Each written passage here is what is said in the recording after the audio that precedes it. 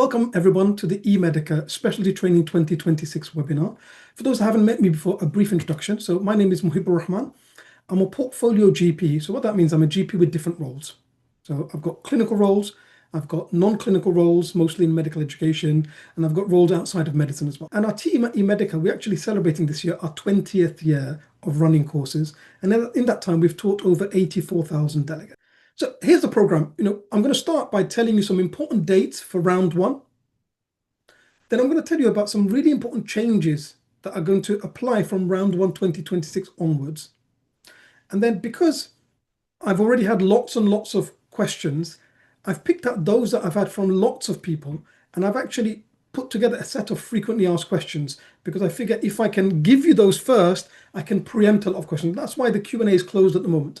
Okay, so 2026 round one, some important dates. Probably the two most important dates: application opening and closing times. So applications will open on the 23rd of October and they will close on the 20th of November. The MSRA, if you're applying to a specialty that uses MSRA, it's been confirmed that there will be split sittings this year. So there'll be a January sitting and there'll be a February sitting. What hasn't been confirmed yet, and will probably be confirmed a bit later on, is who will sit when. Now, if it's the same as last year, which is likely, then the January sitting, which is 6th January to 19th January, will be for anyone that applies to any specialty apart from GP or psychiatry. And the February sitting, which is 12th to 25th February, will be if you apply to GP, or you apply for psychiatry, or you apply to GP and psychiatry.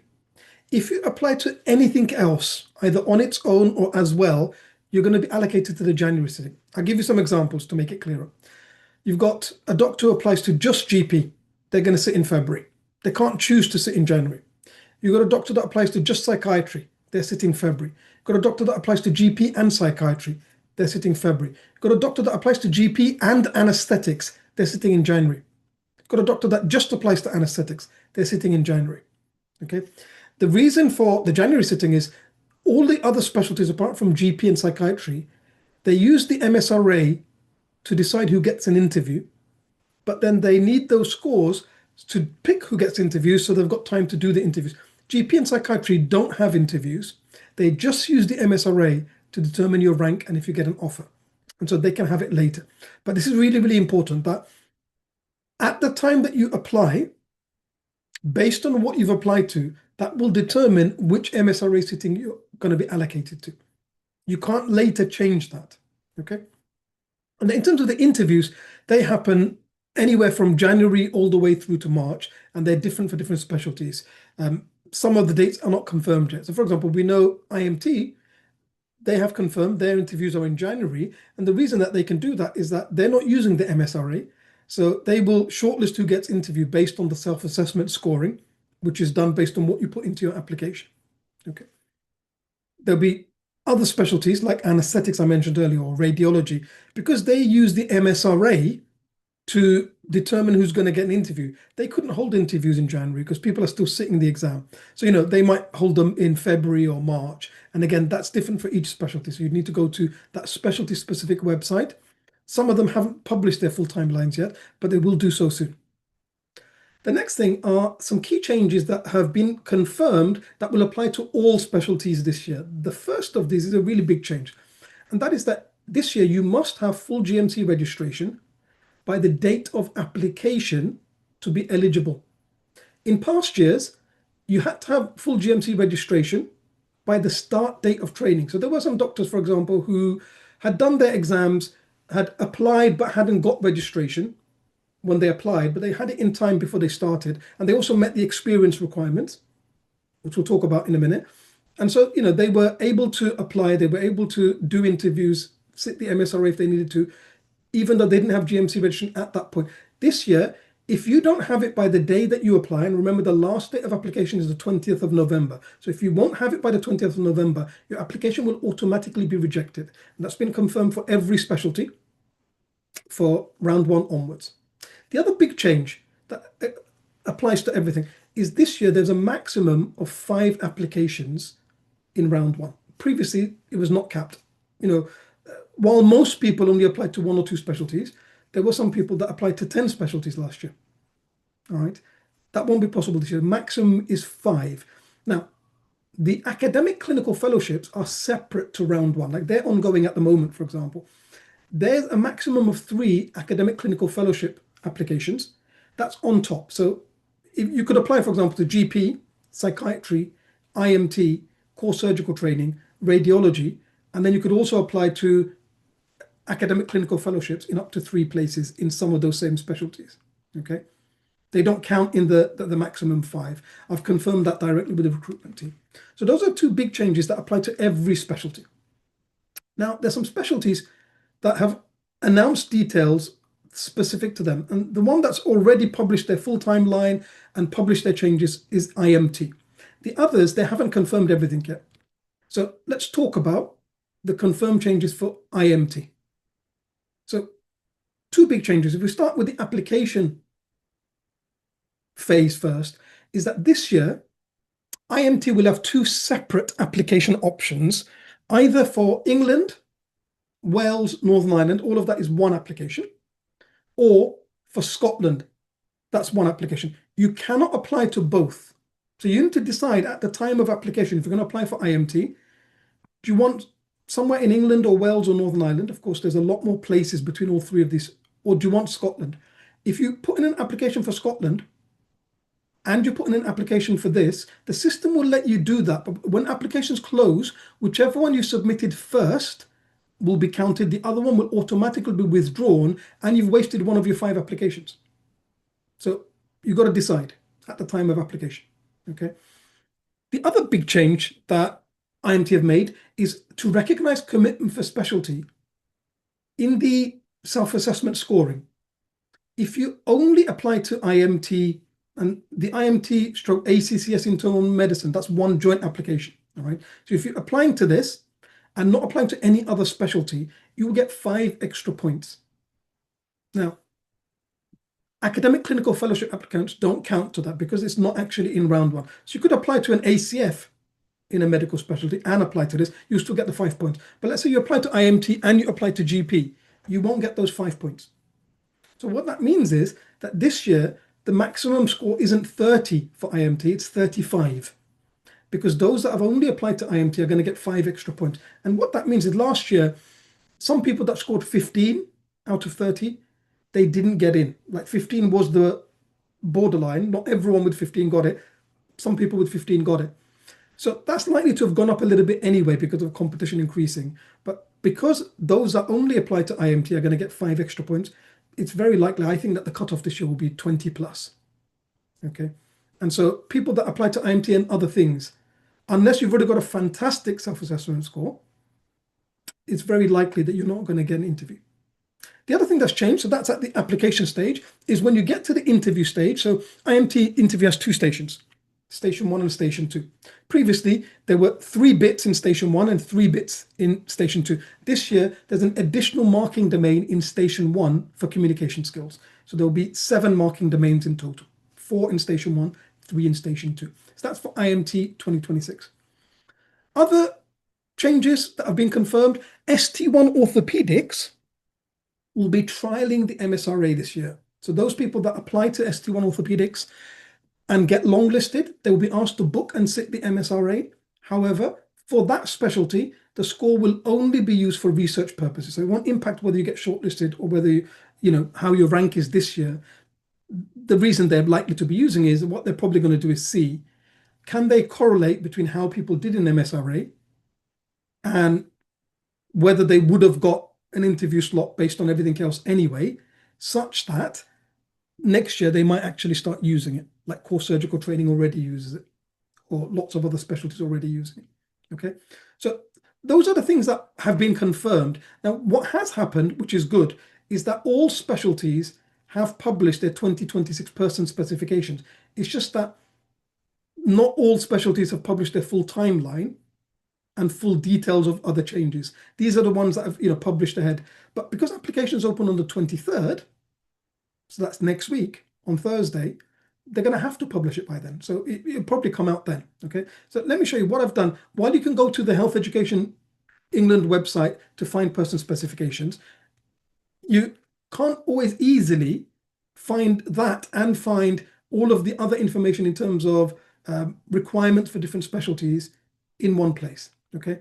So what I'll do is, if I show you on our website, on the eMedica website, emedica.co.uk, if you go to the blog here, I've just published an article. I just updated it today, okay? And you can see here the core eligibility for any specialty at ST1, CT1 level. I'm going to go over that in a minute. But some specialties have additional specialty-specific requirements. So you could see, for example, that emergency medicine, there's no maximum experience. You've got to have the minimum level. But like, for example, if you've got additional experience and you've been working in emergency medicine for a long time, you won't be considered overqualified. And they use the MSRA as part of their shortlisting process. Whereas, can see, again, internal medicine, there's no limitations. They don't have the MSRA. They use your portfolio self-scoring. All right. Look, anesthetics, ACCS, if you have more than 24 months full-time equivalent experience in anesthetics outside of foundation, you're overqualified. You won't be eligible for this level. What you could do is, if you get more experience, apply at a higher level for higher specialty training directly. And they use the MSRA. And then can you see, these are all clickable. So if you click this, it will take you to the official page. So you can then look at the qualifications, the experience requirements. You can see it's confirmed there, 24 months or less in anesthetics. So that, it's an easy way for you to find all of the stuff that you need in one place, okay? So that's on the eMedica blog, all right? So that's if you want to find the person specification and at a glance, see the different overqualification requirements, okay? So that's the first section, the important dates and important changes that have been confirmed. What I'm going to do now is, for the next sort of, 10, 15 minutes, I'm going to answer a lot of frequently asked questions, a lot of questions that since I published my video announcing that, these are the dates for next year, I've had loads of people contact me. So I've collated the ones that have been asked most commonly, and I've put the answers to these together. First question I get asked is, am I eligible for training at this level, at ST1, CT1 level? Okay, so the core eligibility, you must have 2 years clinical experience by the start date of training to be eligible. For example, some of you are in foundation right now. You haven't got 2 years experience yet, have you? Because at the moment, you've finished your F1, you've only finished the first rotation of your F2, you've done August, September, October, you haven't even finished that yet. But by August next year, you will have finished F1 and F2. So you see, you need the 2 years by the start date. You don't need it at the time that you apply. Now, if you're not in foundation, then you need internship plus 1 more year. That can be in any country in the world, okay? But you must have that experience by the start date of training. And when you fill in your application, they'll ask you for what you're doing now, your past experience. They'll also ask you for your future job between now and August. And what they'll look for is, will you reach 24-month full-time equivalent by August? If you won't, you're just not eligible. Get more experience, focus on that. You can apply next year, okay? You also, remember the big change this year, you need full GMC registration at the time of application. So the date you submit your application, you need to have full registration. If you don't, your application will be rejected, okay? Now, if you're not currently in the foundation program, so that's the UK foundation, the 2-year program, or the FY2 standalone program in the UK, then you're going to need evidence of FY2 competence at the time that you apply. That's the other core eligibility requirement. If you're in foundation, you'll just say which foundation school you're in. You won't get your certificate now. You'll get it near the end of your last rotation, and you'll send it to them then. Similarly, if you're in FY2 standalone, you don't need to upload, because you won't have it at this stage. You will upload your FPCC, your Foundation Program Certificate of Completion, after you've got your offer, when you get it in your last rotation, okay? But anyone that's not currently in Foundation or not currently in FY2 standalone in the UK, you need to submit evidence of FY2 competence at the time of application. Again, otherwise your application will be rejected, okay? So another really important question is, what's the deadline to claim points for achievements? Lots of specialties, they'll have a portfolio station at the interview, or they might use things that you put at the time of application to determine if you get an interview, like IMT. There's a self-assessment and a scoring matrix. So a couple of important rules first, and then we'll talk about the actual deadline. So the first thing is that you can only claim for completed achievements by the deadline.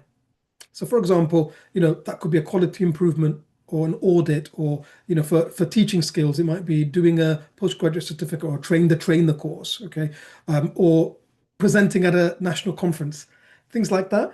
It has to be completed. Let's say that you say, I've booked a course, but it's a week after the deadline. You won't get any points for that. You have to already got the certificate, done the course by the time of the deadline. Similarly, if you say, look, I'm going to be presenting in a conference in a few months' time, but it's after the deadline, you won't get any point for that. You have to have already completed the achievement. The exception to that is publications that have been accepted and are considered in press, but haven't actually been physically printed and published at the time of application or at the time of the deadline. I'll give you an example. I recently wrote an article for Innovate, which is the journal for GP residents, in training. And the MRC SCA is like the final exam that you do in the last year of GP training. Now, from when I submitted the article, it took about 6 months before I got a decision that it had been accepted. And at that point, it's considered in press. So I knew it was accepted. They gave me an ID. They gave me a citation that I could use, but it didn't actually get published until another 6 months. Do you see? So if I say I've submitted it, there's no guarantee it's going to be accepted. That's not going to give me any points. It's not an achievement that's completed. But if I've got that letter confirming it's been accepted and it will be published, they just haven't maybe allocated a specific issue that it's going to be published in or a specific date. That doesn't matter. It's considered in press. You can get the marks for that. Now, the deadline varies by specialty. So, for example, for IMT, you have to have achieved anything that you want to get claims for by the date of application. Okay, apart from that exception of publications in press, the deadline for IMT is the date of application. So that's the 20th of November, the absolute last day. There are other specialties where, because they're going to use the MSRA to decide who gets an interview rather than a self-scoring matrix, that the deadline might be later. Ophthalmology, for example, the deadline's at the beginning of February, by which time people have already sat the MSRA, and then they will ask those people that they're going to call for an interview to, submit all of these things. So they give you that deadline. Now that's different for each specialty. So what you'll need to do is go to the specific specialty or specialties that you're applying for and look at their deadlines and their data. Some of them haven't published their full timelines, but again, usually by the date the applications open on the 23rd of October, they should publish the full timeline and details. Okay. By the way, for those of you that are applying to a specialty where you can get points for a train the course, we do have one. Our next one is on the 5th of November. And so that's still, you'll get your certificate and everything. As long as you've attended it, it's 6 hours live. So even things like IMT, where it needs to be live, it meets the requirements. For some specialties, it can be, recorded and have to be live. But some that need it live, it meets the requirement for that. 6 hours CPD. That's on the 5th of November. So, you'll have your certificate in time before the applications close. If you are planning to book, if you book it by the 24th of October, you'll actually be able to get the early booking discount and save £55. It's £195 at the moment. Of the live courses available, this is the best value. I think the next one that I've seen after is over £250 for a live one. There are some recorded ones that are cheaper or even some free ones, but specialties like IMT, they need it to be live. Okay. So the next question I get asked is, do I need CREST? What is CREST? It's the Certificate of Readiness to Enter Specialty Training. Not everyone needs it. So if you're in Foundation, UK Foundation program, and you're in the second year of it, you don't need CREST. If you're in the 1-year FY2 standalone program, you don't need to upload CREST. You won't need to give CREST at all, because you will just enter which foundation program or which FY2 standalone program you're in, and they will assume that you will have it. You will need to submit it when you get it, which will be in your last rotation.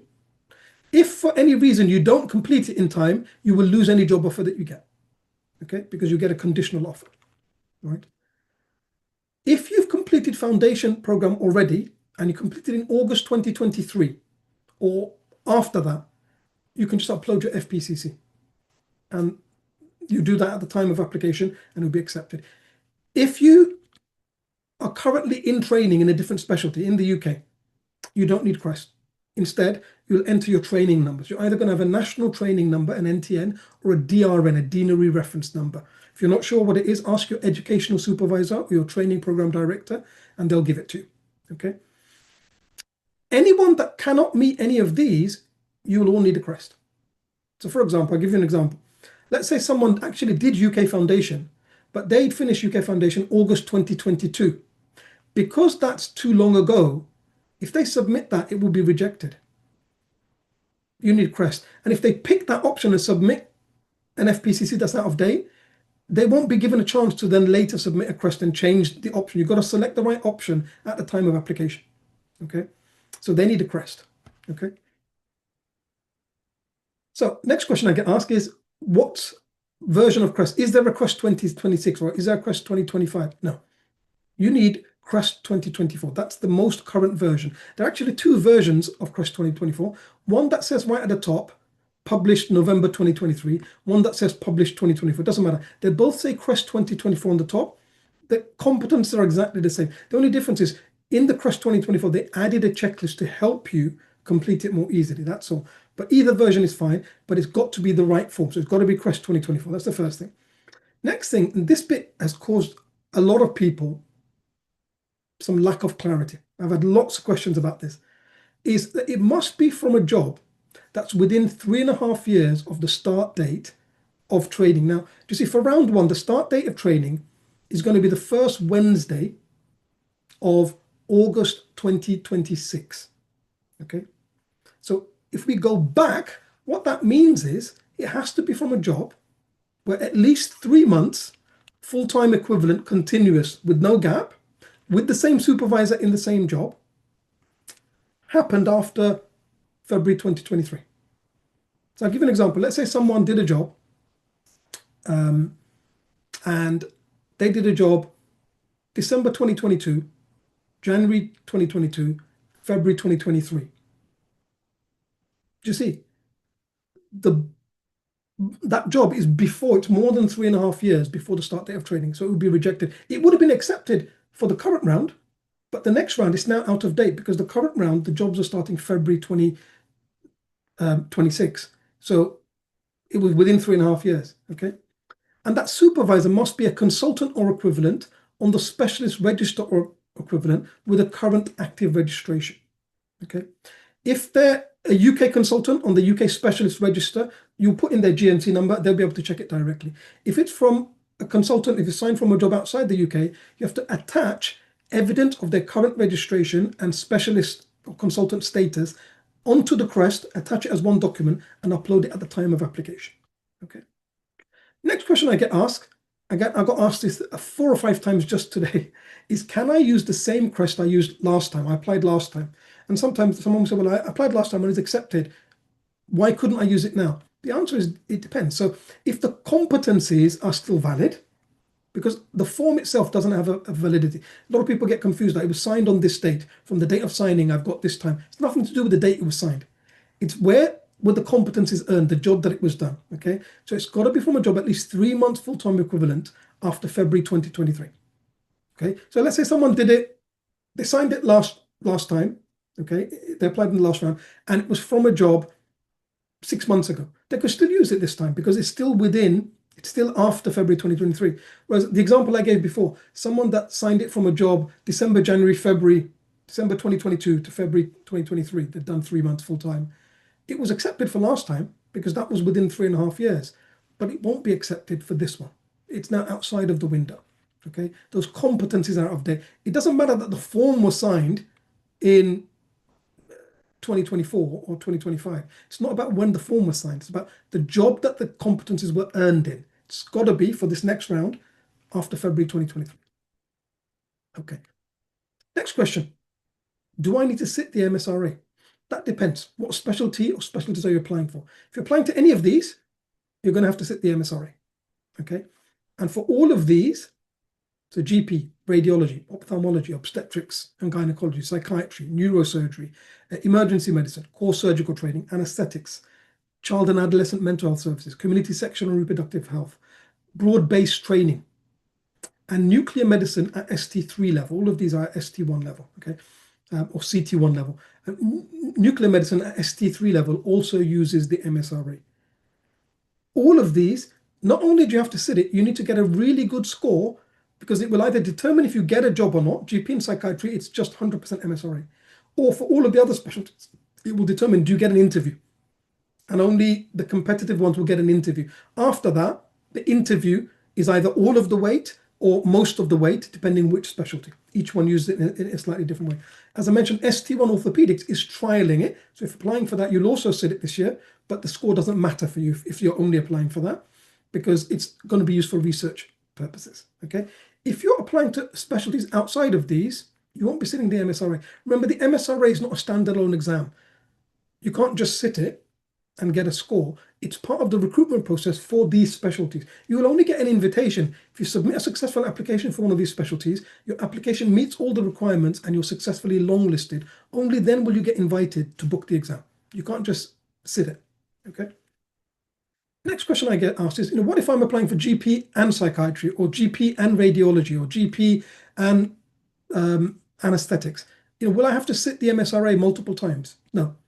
You just sit it once. The same score will automatically, because you apply to all specialties via Oriel, it will automatically go to all specialties that use it for that round. The score will be exactly the same in all those specialties, but the rank will be completely different, and how it's used is different in different specialties, okay? So each specialty will have their own completely separate ranking, and they use the scores in different ways, okay? Now, I will cover how the different specialties use it. I will also cover how do you prepare for it effectively, and we'll actually do some practice questions on a different webinar that needs its own time. We're running a free MSRA Masterclass webinar on the 6th of November. That's slightly longer than this one, because we can actually do some clinical questions, do some SJT questions, talk about how different specialties use it, and so on. Okay, so that will be on you'll be able to see details of that on our website and book on that later. We'll send you links for it. Next question I get asked is, can I carry over my MSRA score? Some people sat it and they just got their results this week or last week. The answer to that is, if you applied for GP and you're applying for GP again next time, you can carry over for up to 12 months, even from this round. For any other specialty, you have to resit. You can't carry over scores from round 3 for any other specialty. You can only carry them from round 1 to round 3, not the other way. For GP, you can carry over from any round for 12 months. Any other specialty, if you sat it this time or you sat it in January, February 2025, you can't use that score for next time. You have to resit it, okay? And in round 3, only a few specialties recruit. In round 1, everyone recruits. But in round 3, like for example, this year, only 3 specialties recruited in round 3: GP, psychiatry, and anesthetics. Okay. Next question I ask is, okay, let's say that you sat it for GP. I now understand I can carry it over. Should I carry over? I've had this because GP offers for round 3 came out today. And lots of people did get offers. Lots of people didn't get offers. I've had lots of queries today in my inbox, via email, in the group, via direct message. Should I carry over my GP score? Well, a good way to look at that is if we look at the data. I'm a numbers guy. I really like maths, right? So what I've done is I've tracked the lowest scores that actually got an offer in round 1 I've actually tracked it for the last 20 years. But what's important is that the levels of competition has increased really significantly since 2023. That's when it was the last time that it was relatively not that competitive. And it's significantly gone up in 24, 25, and so it's going to go up again in 2026. If we look at it from 2020 to 2025, it went from 1.5 applicants per GP post to round 1 2025, just under 5. It was 4.91. Went from like 6,500 people used to apply for 4,000 jobs to 21,000 people nearly applied last time. I think in round 1 2026, it'll be over 25,000 people that will apply for GP. So if we look at the data, the round before this, it was 411. So it went up 6%, okay, or 26 actual marks to 437 was the lowest score that got. This was right at the end after all the offers from the waiting list. The very last offer, a very late offer, was 437 in 2023. 2024, that jumped by 44 marks or 10% to 481. Round 1 2025, it jumped from there by 22 marks, 4.5%, to 503.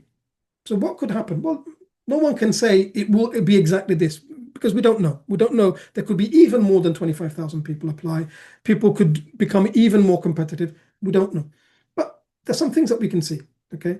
And what I can give you is a range. So let's say that it goes up by less than it went up last time. Went up by 22 marks, 4.5%. So let's say it goes up by 20. That's 4%. Then it could be 523. Let's say it goes up by 5%, that's 25 extra marks. It could be 528. Let's say it goes up by 6%, that's 30. Now, it could be more than that because look, the year before it was 10%. The year before it was 6%, okay? If it went up by 10%, we're looking at scores of like 550, all right? But let's say, if you've got a low, medium, sort of slightly higher range, could be a bit lower than this, could be a bit higher than this. But certainly what I would say is that anyone that has scored less than 520, I would recommend you resit the exam and work on trying to get it ideally above this threshold to be relatively safe. It could go even higher than that, okay? Anything less than that, there's a significant chance that you just wouldn't get any offer, okay? So then that brings on another question that lots of people ask is, when should I start preparing for the MSRA? The Chinese have a saying, the best time to plant a tree was 30 years ago, but the second best time is today. You've already missed the best time to start.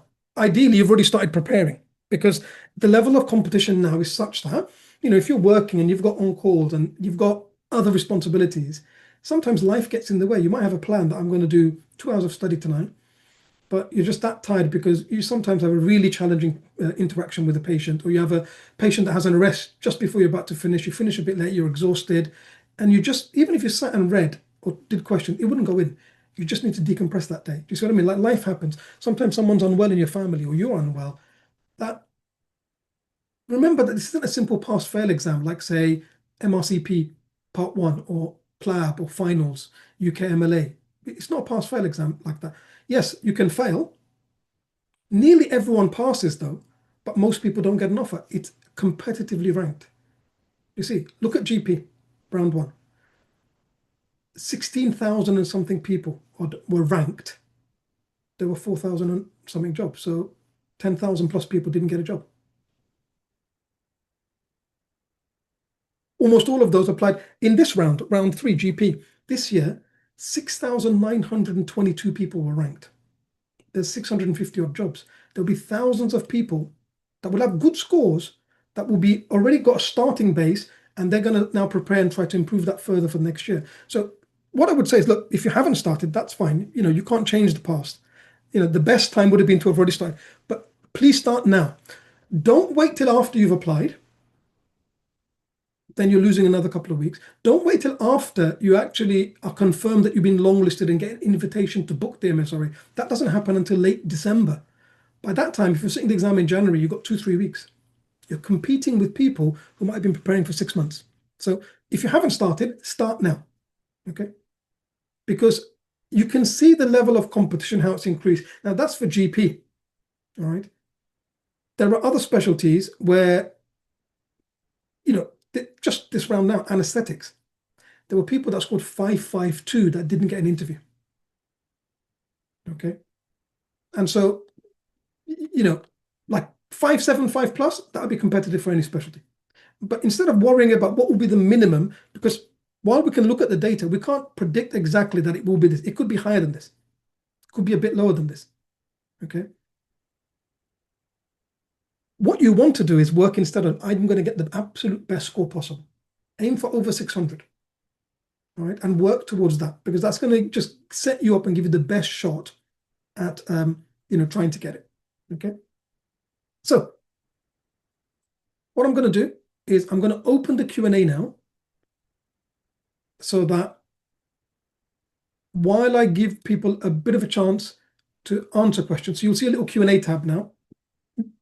All right, so there's the chat tab separate to that. We're not answering questions from the chat. If you've got a question that you'd like myself or the team to answer, now that I've gone through the frequently asked questions, put it in the Q&A. What I'm going to do is I'm just going to tell you how we can help you. We've been helping people for 20 years, not just get into training, but get the absolute best score possible, understand the process, not get into trouble, not make mistakes, and get their first choice job. 20 years, 84,000 delegates later, okay? There's a reason that we're still here and people still trust us as the go-to to help them get into training. So there's different courses and resources that we have. For those that are applying for GP, we got a course where we go through an overview of the whole process, so you know what to do when.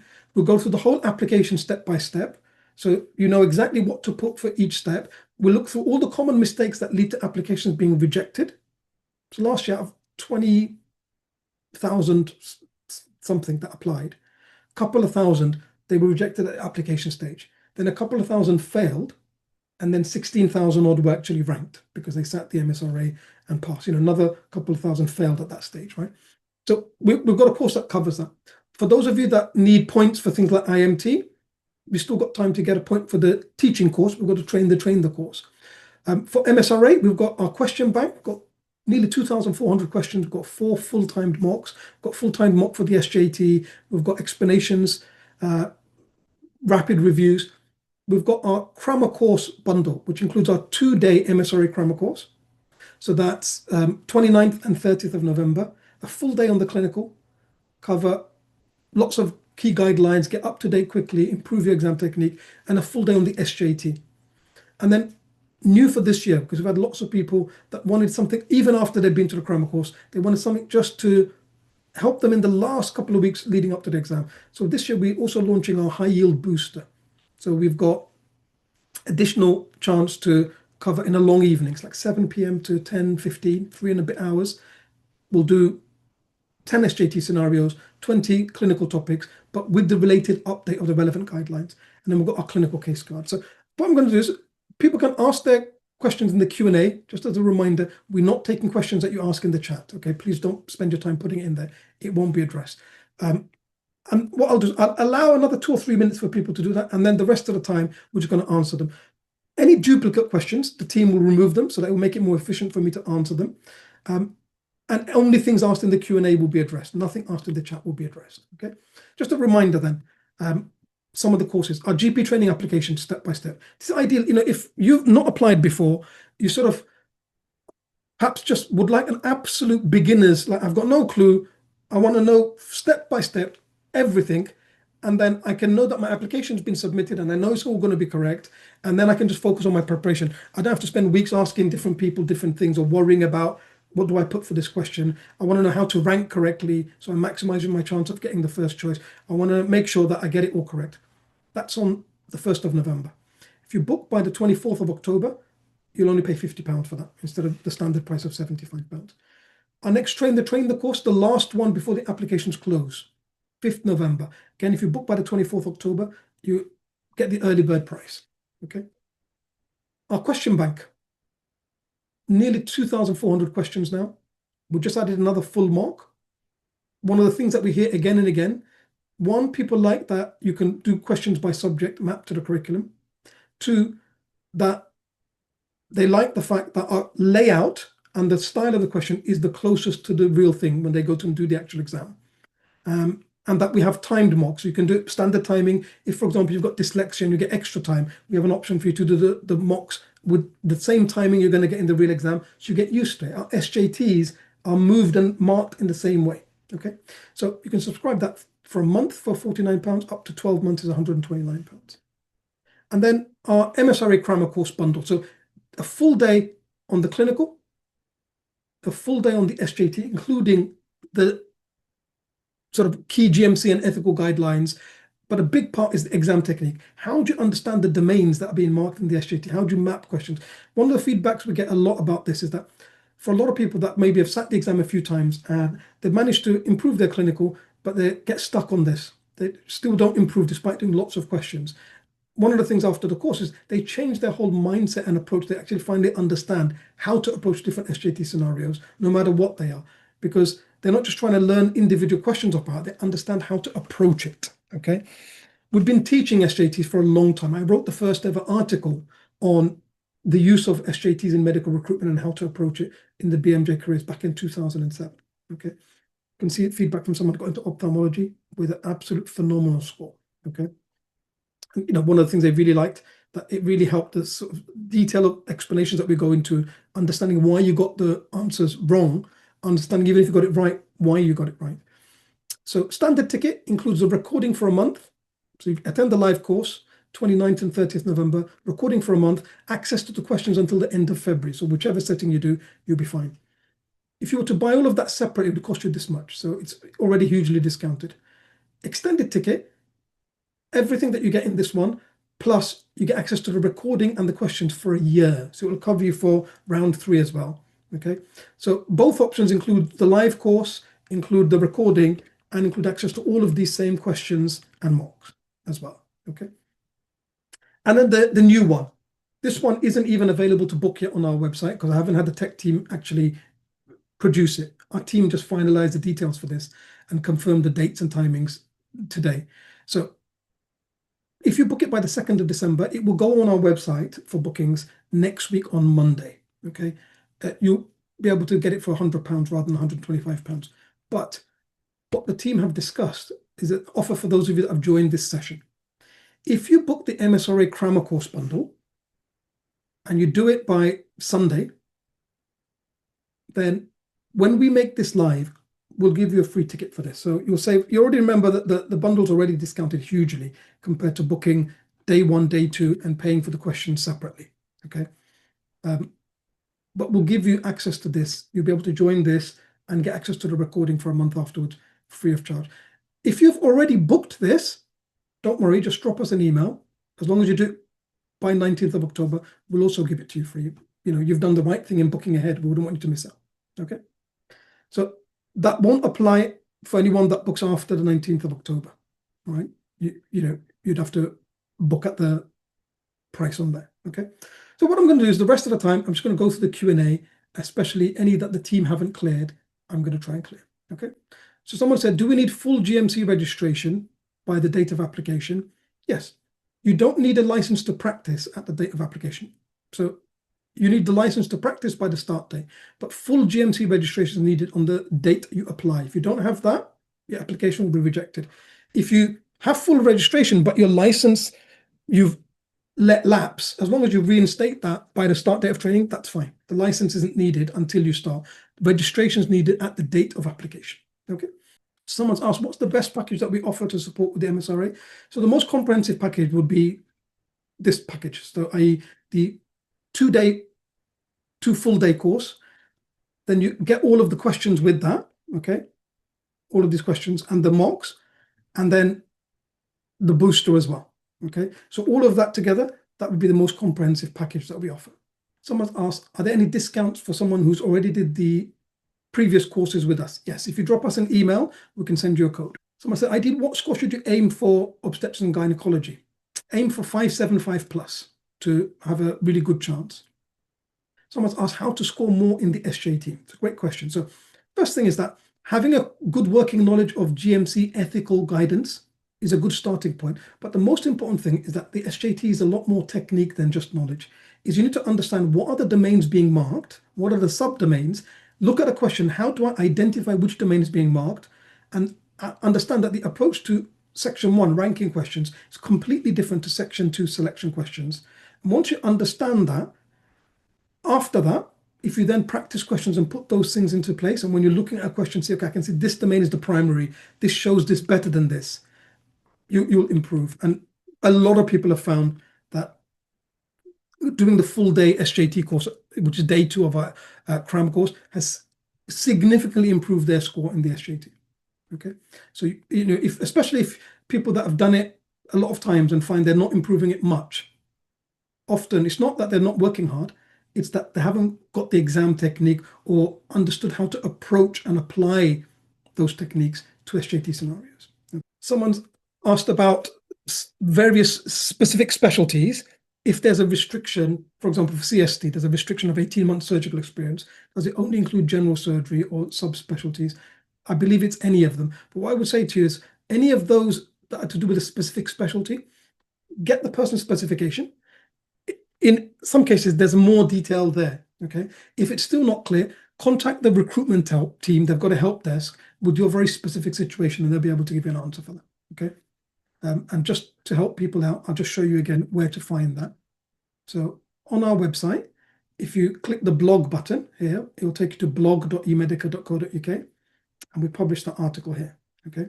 So we've got an overview for, you know, every specialty, and it's in alphabetical order. So for example, you know, you could find core surgical training, 18 months or less in surgical specialties. Doesn't matter which one, any of them, okay? Doesn't include UK foundation placements, okay? So if it's in foundation, it's anything outside of that. If you didn't do foundation in the UK, anything after internship counts towards the 18 months, okay? and it's any specialty. But go through the person's specification, and then if it's still not clear, contact the relevant help desk.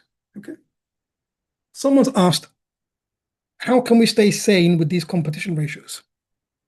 So, a lot of people can feel despondent. You're working hard and more and more people applying, it's getting more and more difficult. And I think one of the things I would say is focus on what can you control, because there's lots of things that, sometimes happen that are not in your control.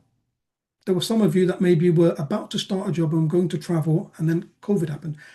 The day before lockdown, I was going to teach a course for health education in England, in east of England. Like, we'd booked, there were 50 something doctors booked, and I was about to leave. I was finishing something here. I was about to leave to get in the car to go down to teach the course the next month. I got a phone call because that in the news, just that day they announced, and then they said, look, we cannot legally have 50 doctors in a room. We can't run this course in person. Please, can you help us? What can we do? So I said, okay, look, let's run it on Zoom. We'd already been teaching some webinars there. You can see, like, I could control that. I can't control that they changed the law. You can't control how many people apply. You can't control the level of competition. That's not in your remit. Instead, focus on what can I do? I can change my preparation. I can give it everything I've got. And at least I can then say, I did my absolute best. And if that still isn't enough, don't worry about it. It wasn't meant for you. When it's your time, something will find you, and it'll be something better, and it'll be what's meant for you. Okay? Because if something's not meant for you, the whole world can't give it to you. And if something's meant for you, the whole world can't keep it from you. All right. So, like, focus on what can you do. So you could, if let's say previously you did one question bank, this time you might do two. Let's say previously you just did question banks, you didn't go on a course. Go on a course. Maybe having someone actually change your approach, improving your exam technique, maybe it will make it help. It might only be a small help, but sometimes it can be one mark that separates if you get that interview or not. It could be one mark that separates you getting your first choice and your second choice job, getting a job, not getting a job. Because with the competition as it is, sometimes one mark can be 200, 300 places in the ranking. It can make the difference. So, control what you can do. That, okay, look, I'm going to sacrifice some evenings and weekends when I would love to go out and do these fun things, but I'm going to just do a bit of extra study, a bit of extra interview practice, a bit of extra preparation. Do you see, that's in your control. What's not in your control is how many other people apply, how well they do, how well they prepare. Control and focus on what you can control. That's how you can stay sane with increasing. Okay, so someone's asked about broad-based training. I already explained what ACF is, so I won't go over that. Broad-based training is something that's available in Scotland. So what you do is it's a 2-year program. It's called broad-based training because you're doing a broad base of training. So you'll do 6 months of psychiatry, 6 months of GP, 6 months of medicine, and 6 months of pediatrics. And then at the end of that, you pick any one of those 4 that you like, and you will enter into sort of ST2 level job in that post. So it's great for someone that isn't quite sure what they want, but thinks that they're going to be interested in one of those, to try a bit, and that some of that 2 years, i.e. 1 year of that 2 years, will actually count towards your training, because you won't start at ST1, CT1, you'll start at ST2 after you finish it. So that's available in Scotland. You'll have to do the MSRA, and then they have an interview as well. Someone's asked, are all the questions in the MSRA weighted the same? So in clinical, all questions are the same. In the SJT, section 1 questions are out of maximum 20, section 2 questions are out of maximum 12. So section 1 questions count for more. Someone's asked, can they resit in round 1? Anyone can sit in round 1, regardless of what they scored in this round. And for any specialty apart from GP, you have to resit because you can't carry scores over. Someone said, how would I advise someone who hasn't had clinical practice for more than 3.5 years because they've been doing, maybe a master's or something else? I would recommend that you just keep applying for clinical jobs, get a clinical job. It needs to be at least 3 months full-time equivalent continuously with no gap. Then get a CREST, then apply next year. You haven't got time to do it for this year. There's no way to get it now, but just keep applying. You get a job eventually, hopefully, and then apply next year. Someone's asked, the train the course, will it help with the IMT application? Yeah, it counts for a point in terms of teaching courses, but also you'll get a CPD certificate. But like, it's not just to come to get the point. You'll get the points, but it's taught by 3 people. We've all got masters in a medical education related field that complement each other, and we actually want you to become a better teacher. We've been doing it for 20 years plus, and taught a lot of people. So one of the things is we'll ask you to make a presentation. You'll actually you can volunteer to have a go at doing it. You can get feedback. You'll see other people giving presentations and get feedback. We want to actually give you the skills and the knowledge and the evidence base to be a better clinical teacher, because I think it's a really important part of, whether you're a GP or a consultant, you're going to be teaching juniors, right? You're going to be teaching residents. So it will give you skills, knowledge, but yes, of course, you get a certificate and you'll get the point. Okay. Great. So that's the last question that I can see. And I can see, most people have had their question answered and headed off. So just to summarize, really, huge thank you for giving up your evening. I hope that you've got clarity on some of these things. At least some of the myths have been dispelled. We've answered some of the frequently asked questions. You got clarity on those things that we know have changed. And well done on planning ahead. And really, I want to leave you with this from Malcolm X, that the future belongs to those who prepare for it today. And I'll follow up with something from Michael Corder, that, to succeed, we must first believe that we can. Someone asked a great question. They really want to do this specialty, but they know it's competitive. Well, great that you've done the research and you've got that insight.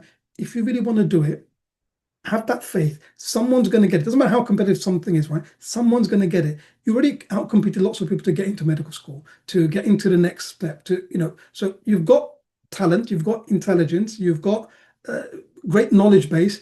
Now you just need to really work hard and just give it all you've got and you'll get it. And if you don't, having done everything you can, at least you tried.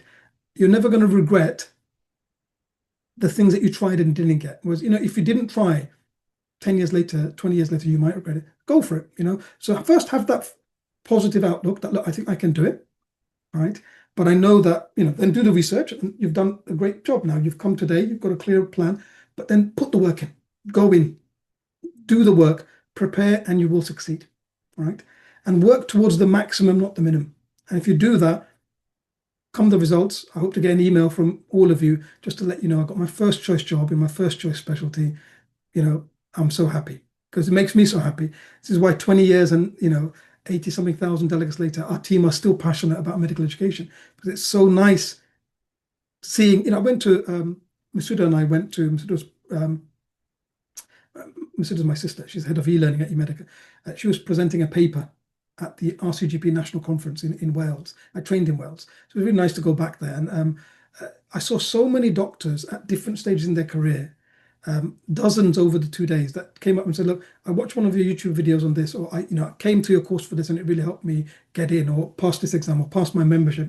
And now I'm someone that's a training program director now, someone who, is a fellow, someone who's high up in a deanery, someone else who's a trainer, someone else who's passionate about education, other people flourishing in their clinical careers.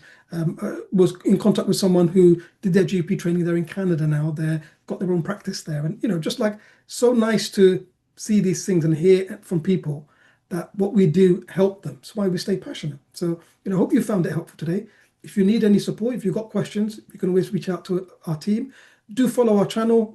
Do follow us on social media. We're starting to post a lot more. If you've got questions, feel free to post them. I'm going to be doing a series of frequently asked questions and video responses to people's questions. So watch out for those. So last thing to say, huge thank you to the eMedica team.